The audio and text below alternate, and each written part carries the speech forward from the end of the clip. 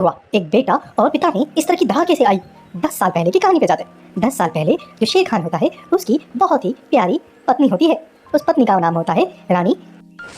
सफेद शेर ने लिया अपनी माँ का बदला। एक जंगल में एक दिन बलबीर नाम का शेर होता है। वो अपने सिपाही से बात करता हुआ जाता है। वो उसे अपनी पुरानी स्टोरी बताता है कि मेरे सिपाही, मैं बचपन में बहुत कमज़ोर था। मैं किसी के सामने नहीं टिक पाता था। कोई भी नॉर्मल सा जानवर भी मुझे परास्त कर देता था। मैं बहुत कमज़ोर था। तब सिपाही बोलता है, तो राजा जी, फिर आप में इतना परिवर्तन आया कैसे? शेर बोलता है, मेरे ज़िंदगी में एक घटना हुई। उस घटना के बाद मैं इतना शक्तिशाली हो गया कि अब तो मैं चट्टानों से भी टकरा सकता हूँ। किसी भी चट्टान को नष्तो नाबूद कर सकता हूँ। मेरे अंदर बहुत सारी शक्तियाँ आ चुकी है। ऐसा बोलते हुए वो अपने सिपाही से और आगे बात करता है। वो बोलता है, दूसरे जंगल में वहाँ पे मेरे एक दुश्मन है। वह दुश्मन और कोई नहीं, मेरे पिताजी ही हैं। चलो आज हम वहाँ पे अटैक करके आएंगे। अब मेरे में बहुत ताकत आ गई है। तब वह अपने एक दो सिपाही के साथ दूसरे जंगल में जाता है और वहाँ पे उनके पिताजी के सिपाहियों पे अटैक कर देता है। वह वहाँ पे अटैक करता है, अपने सिपाही को बोलता है, मार दो इन सब सिपाहियों को। वह सब मिलके उनके सब सिपाहियों पर अटैक कर देते और उन सब सिपाहियों को मार देते हैं। तभी थोड़ी देर में दूसरे राज्य की जो सेना होती है उसको जब पता चलता है कि उनके यहाँ पे आक्रमण सारी सेना आने लग जाती है, तब वह शेर बोलता है, अरे यहाँ पे बहुत सारी सेना आने वाली है। हम अभी तादाद में बहुत कम है। चलो यहाँ से, अभी बहुत नुकसान कर दिया मेरे पिताजी का अब हमने, अब बाद में आएंगे। ऐसा कह के वह वहाँ से चला जाता है। तब जब सुबह होती है तब उस राज्य के जो राजा होते हैं उनका नाम होता है शेर खान। शेर खान आके देखता है, अरे ये क्या, मेरे सैनिकों पे किसने आक्रमण किया? ये किस में इतनी दुस्साहस हुई? कहीं बरस हो चुके हमारे राज्य पे किसी के भी आक्रमण करने की हिम्मत नहीं होती, ये किसने किया? तब बाकी के जो सिपाही होते हैं वह बोलते हैं, अरे राजा जी, हम सब अभी साइड में ही थे, तभी हमारे इन पे एकदम से किसी ने आक्रमण कर दिया। जैसे ही हम सबको पता चला हम यहाँ पे पहुँचे, तब वो लोग भाग चुके थे, लेकिन हमने पता कर लिया कि वह कौन थे। वह कोई और नहीं, आपके ही पुत्र बलबीर थे।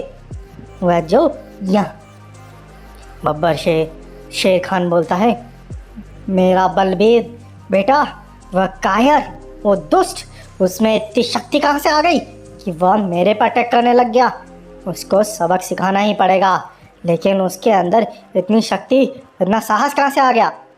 तब एक सेना में से एक सैनिक बोलता है, राजा जी, वह क्या है ना कि वह दूसरे जंगल में रहता है।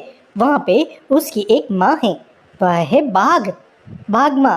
वह अपनी माँ के साथ बड़े चाव से रहता है। उसकी माँ ने ही उसे युद्ध में परिपूर्ण किया होगा। तब शेर बोलता है, बहुत हो गया, अब उसको सबक सिखाना पड़ेगा। उसकी माँ को यहाँ पे पकड़ के लेके आओ। हम उसकी माँ को यहाँ पे टाक देंगे उल्टा, तब उसको आना ही पड़ेगा, फिर हम उसको ख़त्म कर देंगे। तब वह सारे जो सैनिक होते हैं उसके राज्य में जाते हैं और उसकी माँ को अगवा करके धोखे से लेके आ जाते हैं और उसकी माँ को वो लोग उल्टा टाक देते हैं। तब वह जो शेर खान होता है वह उसका इंतज़ार कर रहा होता है। तब वो बोलता है अपने सैनिकों को, जाओ उसे संदेशा दे के आओ कि उसकी माँ अब मेरे कब्जे में है। वह तुम दबाता हुआ भाग के आएगा यहाँ पे। तब सारे सैनिक उसके पास जाते हैं। बलबीर को बोलते हैं, बलबीर, तुम्हारी माँ अब हमारे कब्जे में है, तुमको अब आना होगा हमारे पास, अकेले आना। तब बलबीर बड़ा ही व्याकुल हो जाता है और वह तेज़ी से भागता हुआ जाता है और अपने पिता के पास पहुंचता है और बोलता है, पिताजी, मेरी माँ को छोड़ दो, ये आप बहुत गलत कर रहे हो। तब शेर खान बोलता है, अरे बेवकूफ़, देख तो सही, ऐसी ही घटना आज से 10 साल पहले हुई थी। सेम घटना हुई थी। उस टाइम पे तो डर के भाग गया था, लेकिन अब तुझे मैं भागने नहीं दूंगा। बहुत हो गया तेरा नाटक। मेरा बेटा हुआ तो क्या हुआ, तुम मेरे सामने सिर उठाएगा तो मैं हर उस सर को कुचल दूंगा। आइए जानते हैं ये कैसे हुआ। एक बेटा और पिता में इस तरह की दरार कैसे आई। 10 साल पहले की कहानी पे जाते हैं। 10 साल पहले जो शेर खान होता है उसकी बहुत ही प्यारी पत्नी होती है। उस पत्नी का नाम होता है रानी पद्मावती। जो रानी पद्मावती होती है वह अपने बच्चों को जन्म देती है। उसके बाद अपने बच्चों को बहुत प्यार करती है। वह अपने दोनों बच्चों को हमेशा अच्छी शिक्षा और दयापूर्ण बनाना सिखाना चाहती है। लेकिन जो उसके पिता होते हैं शेर खान, वह बड़े क्रूर होते हैं। उनको हमेशा हिंसा ही पसंद होती है। वह बोलते हैं, अरे रानी, तुम हमारे बच्चों को गलत शिक्षा दे रहे हो। मेरे इस बच्चों को मुझे मजबूत और ताकतवर बनाना है। उसके लिए एक दिन शेर खान अपने दोनों बच्चों को, जो इसमें से जो एक बच्चा होता है वो होता है बलवीर और दूसरा होता है महावीर। जो बलवीर होता है वह माँ का बड़ा लाडला और अच्छा किस्म का होता है, लेकिन महावीर अपने पिता से ज़्यादा इन्फ्लुएंस होता है। एक दिन जब पिता उन दोनों को एक जगह पर रख देता है, जंगल के बीच में ले जाके रख देता है, और वह देखता है कि दोनों में से कौन सा सबसे ज़्यादा साहसी है। तभी वहाँ पे जंगल से एक बाघ आता है। वह देखता है, अरे ये दोनों बच्चे अकेले हैं शेर के, इनको अभी मैं मार देता हूँ। तब वह बाघ जब आ रहा होता है तब जो बलवीर होता है वह तो डर के भाग जाता है, लेकिन जो महावीर होता है वह डरता नहीं है। बाघ उस पर अटैक कर देता है, लेकिन जैसे बाघ उस पर अटैक करता है तभी शेर खान झाड़ियों में से कूद के उस बाघ पर अटैक कर देता है और उसको वहीं मार देता है। तब शेर खान बोलता है, अरे महावीर मेरे बेटे, तू मेरा असली बेटा है, तू ही इस जंगल का राजा बनेगा। वह बलवीर भाग गया यहाँ से, उसको भाग ही जाना चाहिए। इस तरह से वह अपने माँ के पास चला जाता है। बलवीर बोलता है, माँ पिताजी बहुत ही क्रूर है, देखो ना उन्होंने हमें बाघ के पास छोड़ दिया था। तब माँ बोलती है, बेटा चिंता मत करो, तुम मेरे पास रहो। तब एक दिन जब वापस शेर खान उनकी माँ के पास जाके बोलता है, तुम्हारा संस्कार हमारे राज्य के लिए अच्छा नहीं है, इन दोनों को और क्रूर बनना पड़ेगा। फिर एक दिन फिर से वो दोनों की परीक्षा लेता है। महावीर और बलवीर को वो 1, 2, 3 गायों के पास रख देता है। उन गायों में एक गाय होती है और उसके 2 बच्चे होते हैं। तब वह बोलता है, शेर जाओ इस पर अटैक करो। दोनों में से जो बलवीर होता है वो बोलता है, नहीं मैं इन पर अटैक नहीं कर सकता, वह 2 बच्चे हैं और उनकी माँ है, ये पूरा एक परिवार है, उन पे इस तरह से अटैक करना गलत होगा, इनको हमें जिंदा छोड़ देना चाहिए। तब शेर को बहुत गुस्सा आ जाता है। शेर उसको मार के भगा देता है। जब बलवीर भाग के अपनी माँ के पास जाता है तो वह देखता है कि उसकी माँ तो उल्टी लटकी हुई होती है और उसको शेर ने मार दिया होता है। वो बोलता है, माँ क्या हुआ आपको, ये किसके गया आपके साथ। तभी शेर खान वहाँ पे आता है और बोलता है, तुम्हारी माँ को मैंने ही मारा है, उसने तुम लोगों को बहुत गलत शिक्षा दे रही थी। मुझे कायर बच्चे नहीं चाहिए, मुझे ताकतवर बच्चे चाहिए। तब वह शेर खान बोलता है कि तुम भी बहुत कायर हो, तुमको भी समाप्त करना पड़ेगा। तब वो उस पर अटैक कर देता है। तब जो उसका बच्चा होता है वह अपनी जान बचा के भागता जाता है। वो भागते भागते बहुत दूर चला जाता है। वो इतना दूर चला जाता है कि वो थक जाता है, तो वह सो जाता है। तब उसके सपने में उसकी माँ आती है। उसकी माँ बोलती है, बेटा देखो तुम्हारे पिता बहुत क्रूर हैं, उन्होंने जंगल पे बहुत अत्याचार कर रखा है, लेकिन अब तुम्हें बड़ा होके इस चीज़ का बदला लेना होगा, चाहे से वह तुम्हारे पिता ही क्यों ना हो। उन्होंने सभी पे बहुत अत्याचार किया है, तुम्हें इस दुराचारी का अंत करना पड़ेगा। फिर जब वह बच्चा आँख खुलती है तो वह देखता है कि वह एक बाघनी के पास होता है। वो डर जाता है। वो बोलता है, क्या आप मुझे मार दोगे, मैं वैसे बहुत दुख में हूँ। तो वह बाघनी बोलती है, नहीं बेटा, मैं तुम्हें मारने नहीं वाली, तुम मेरे बच्चे की तरह रहोगे। मेरा कोई बच्चा नहीं है, मैंने तुमको बेहोश पाया था जंगल में, तो तुमको मैं अपनी गुफा में लेके आ गई। अब से तुम मेरे ही बच्चे हो, मेरे साथ रहोगे हमेशा। इस तरह से बाघ और बलवीर होता है बड़े प्यार से रहने लग जाता है। एक दिन क्या होता है, उस जंगल में बहुत सारे जंगली जानवर बाहर आ जाते हैं और जंगली जानवरों पर अटैक कर रहे होते हैं। तभी साहब लोग बाघिन के पास जाते हैं। बाघिन को बोलते, अरे माता जी देखिए ना, हमारा जंगल अभी समाप्त हो जाएगा, ये दूर से जंगली जानवर आए हैं बहुत सारे, इनको कैसे करें हम। तब वो बाघिन अपने बेटे के पास जाती है। तब तक उसका बेटा बड़ा हो चुका होता था। तो बलबीर को बोलती है, बेटा हम सब में सबसे बाहर ताकतवर तुम ही हो, तुमको उनका सामना करना चाहिए, जंगल को बचाना चाहिए। तब वह बलबीर जाता है वहाँ पे और उन सब बाहरी जानवरों पे अटैक कर देता है। उस जानवरों में डायनासोर भी होता है, उनमें भालू भी होता है और भी बड़े बड़े जानवर होते हैं। उन सब पे अटैक करके वो उन सबको समाप्त कर देता है। भागिन और बाकी जंगली जानवर बलबीर की ताकत को देख के तो सक्के बक्के हो जाते हैं। वो सब बोलते हैं, अरे बलबीर तुम तो बहुत ताकतवर बन चुके हो, तुमको अभी जंगल का राजा बनना चाहिए।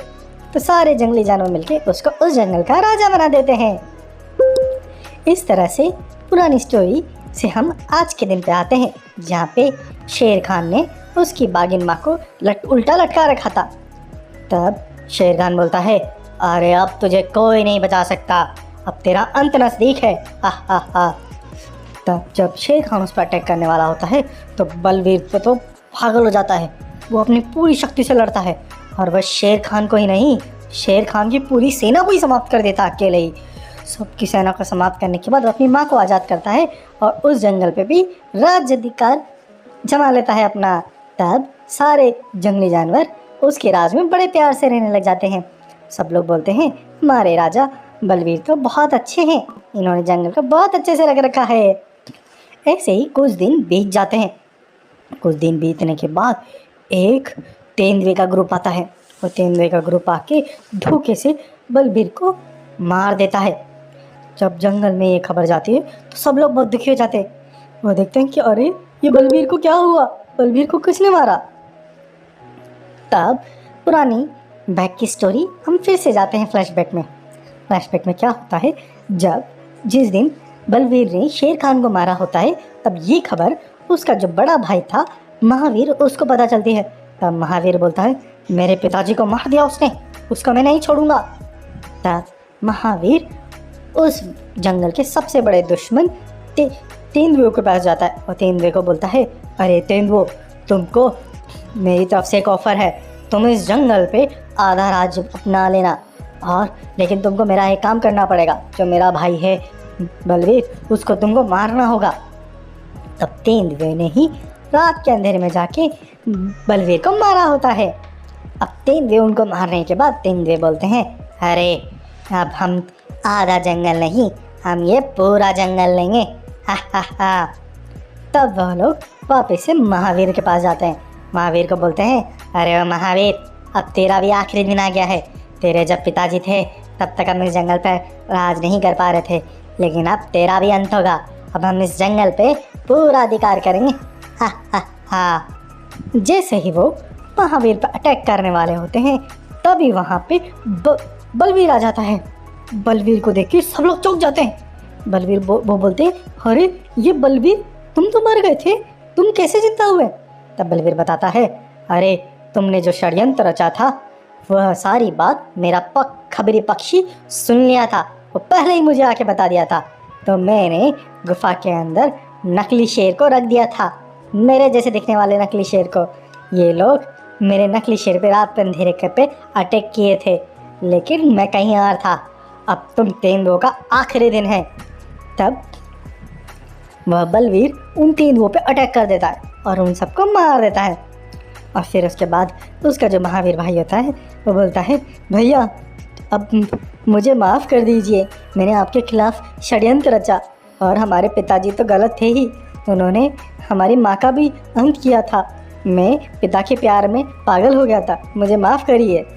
तब बलवीर बोलता है, अरे कोई नहीं भाई, मुझे मालूम है तुम्हें बहुत गलत शिक्षा दी गई थी पिताजी ने, लेकिन अब तुम उस माहौल से बाहर निकलो और अच्छाई के रास्ते पे चलो और जंगल में खुशहाली के साथ रहो। ये जंगल में तुम ही राजा रहोगे, दूसरा जंगल में मैं रहूँगा, हम बड़े प्यार से रहेंगे, लेकिन याद रखना जानवरों पे अत्याचार नहीं करना है, तुमको प्यार मोहब्बत से ही रहना है, जब भी तुम्हें किसी तरह की दिक्कत या परेशानी हो तो मुझे खबर भेज देना। हम दोनों इन दोनों जंगलों में बड़े प्यार से रहेंगे और सभी जानवरों को बड़े प्यार से रखेंगे। तो महावीर वो दोनों भाई आपस में एक दूसरे को बड़े प्यार करते हैं और अपने अपने जंगल में शासन शुरू कर देते हैं। इस तरह से इस कहानी का होता है अंत। आइए, इस कहानी से हमने क्या सीखा? इस कहानी से हमने यह सीखा कि बुराई कितनी बड़ी और कितनी ताकतवर क्यों ना हो जाए, कभी न कभी इसका अंत जरूर होता है, जिस तरह से शेर खान का अंत हुआ।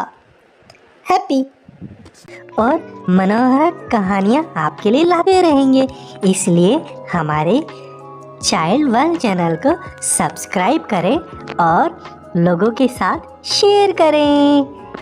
हैप्पी।